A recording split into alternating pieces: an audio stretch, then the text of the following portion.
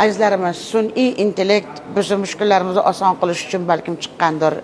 Yaxshi joyda ishlatilyapti, lekin ko'p yomon tarafga ham ishlatilyapti.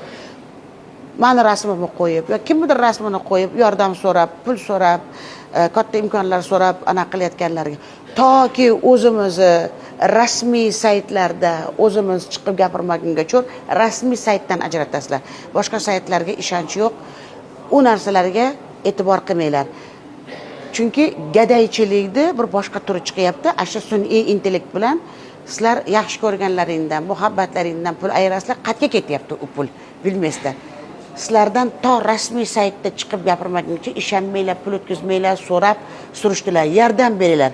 Shu sun'iy intellekt bilan kurashishda sizlar yordamchilarimiz bo'linglar.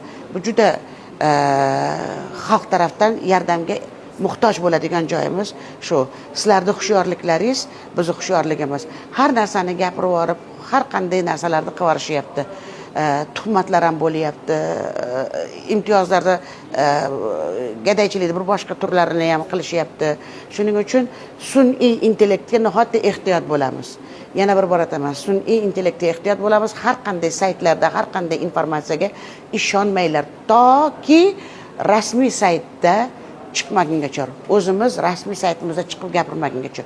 Yo'q narsalar rasmiy saytda bor demak. Salomat bo'lgaysizlar, ehtiyot bo'lgaysizlar, sog' bo'linglar.